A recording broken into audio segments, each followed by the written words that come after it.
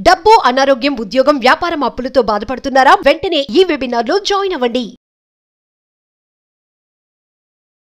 నమస్తే, welcome back to Suman TV. నేను మీ సంజయ్. ఈ రోజు మనతో పాటు ఉన్నారు AMFI registered mutual fund distributor PS Chandra Shekhar garu. ఆయనతో మాట్లాడి కొన్ని విషయాలు తెలుసుకుందాం.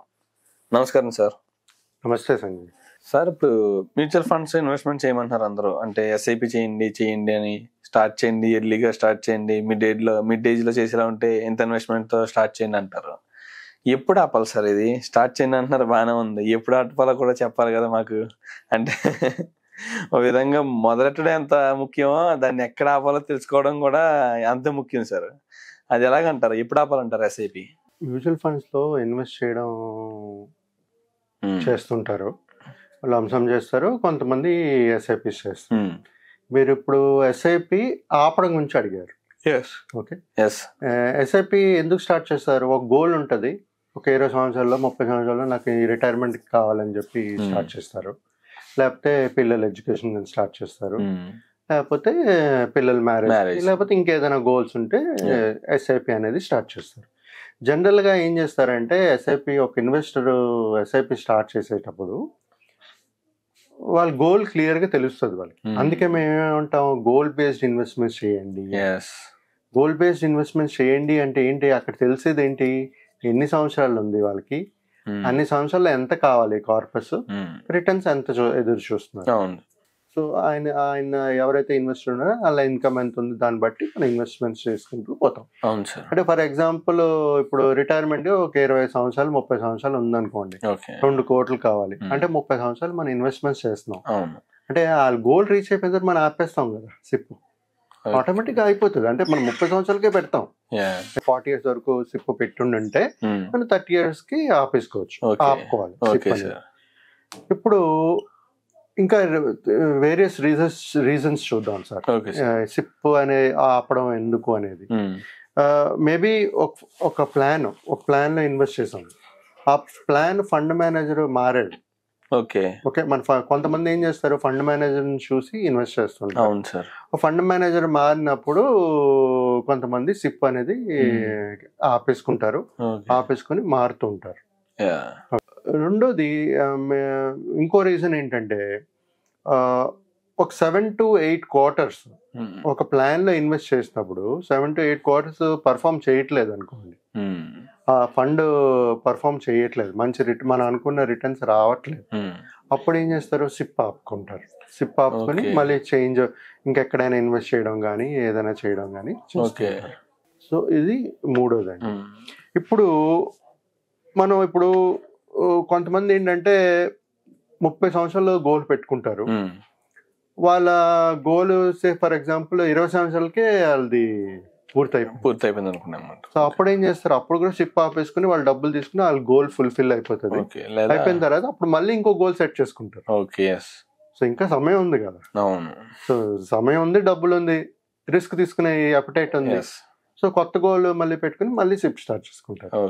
సో ఇదేంటంటే సార్, ఇప్పుడు కొంతమంది లేకపోతే ఒక ఇన్వెస్టరు స్మాల్ క్యాప్ లో వేస్తుంటారు. ఎక్కడైతే మంది వార్ వాల్యూడ్ ఉంటుందో, రిస్క్ ఎక్కువ ఉంటుందో దాంట్లోనే వేస్తుంటారు. సో మార్కెట్ ఈ వాలటైల్ ఉండేటప్పుడు ఎప్పుడైనా ఫాల్ చూసేటప్పుడు, నెగిటివ్ రిటర్న్స్ ఏదైనా చూసినప్పుడు ఇలా సిప్స్ అనేది ఆపేసుకుంటుంటారు. యాక్చువల్గా జనరల్ గా మన మార్కెట్ పడేటప్పుడు, ఎప్పుడైనా వాలటైల్ ఉండేటప్పుడు, లాంగ్ టర్మ్ స్ట్రాటజీ అయినప్పుడు సిప్లు కంటిన్యూ చేసుకోవాలి. మధ్యలో ఆపేస్తుంటారు, ఆపేస్తుంటారు. ఎందుకంటే ఇలాంటి సమయంలో మన సిప్ కంటిన్యూ చేసుకోవాలి యాక్చువల్. సో ఇక్కడ ఏమవుతుంది, సిప్ ఆపేసుకుంటారు. కొంతమంది అయితే అమౌంట్ లాస్ లోనే విత్డ్రా కూడా చేసేస్తుంటారు, రీడీమ్ కూడా చేసేస్తుంటారు. సో ఇది ఎప్పుడైనా మనం మన గోల్ మారేటప్పుడు, ఫర్ ఎగ్జాంపుల్ రిటైర్మెంట్ అనుకున్నాము, ఈ రిటైర్మెంట్ అయిపోయింది, గోల్ మారేటప్పుడు కూడా ఈ సిప్ అనేది ఆపేస్తారు. అంటే ఇప్పుడు ఒక ఫిక్స్డ్ టర్మ్ పెట్టలేదు అనుకోండి, ఒక గోల్ 30 years ఉంది, డిస్ట్రిబ్యూటర్ 30 years కి అని పెట్టలేదు సిప్. స్టార్ట్ చేసిన డేట్ పెట్టారు కానీ ఎండింగ్ డేట్ లేదు. అంటే అది ఆయన ఉన్న వరకు అలా కట్ అవుతూనే ఉంటుంది.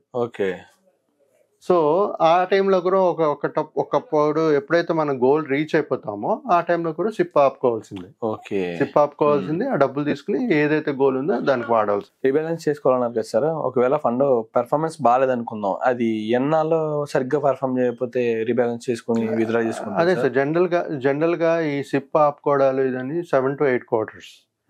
బట్ నేను చెప్పేది అంటే 7 to 8 quarters చూసుకుని దాన్ని బట్టి మనం డిసైడ్ చేసుకోవాలి. అప్పుడు మార్కెట్ ఎలాగ ఉంటుంది, ఏది బాగా చేస్తుంది, ఎక్కడ నెక్స్ట్ 5 years 6 years 10 years ఏది బాగుంటుంది అది చూసుకుంటూ చేసుకోవాలి. ఇప్పుడు మనం లార్జ్ మిడ్ స్మాల్ అనేది కేటగిరీ. దాంతో అది కాకుండా సెక్టరల్ ఫండ్స్ ఉంటాయి. సెక్టరల్ ఫండ్స్ అంటే అది సీజనల్, అంటే ఇప్పుడు నెక్స్ట్ 5 years ఇది బాగుంటది.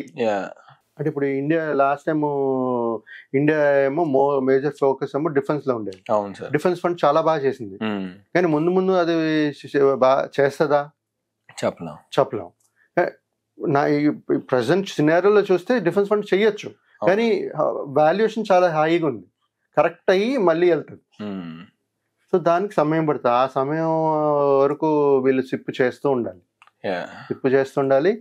ఎప్పుడైతే మనకు అవసరం ఉంటుందో ఆ సిప్ ఆపి, లేకపోతే ఏదైనా అది ఆ ఫండ్ బాగా చెయ్యదు అనుకున్న టైంలో ఇది సిప్ ఆపేసి ఈ డబ్బుల్ని ఇంకెక్కడైనా ఇన్వెస్ట్ చేయడం ఏంటి అనేది చూసుకుని డిసిషన్స్ తీసుకుంటూ చేయాలి sir. Thank you very much sir.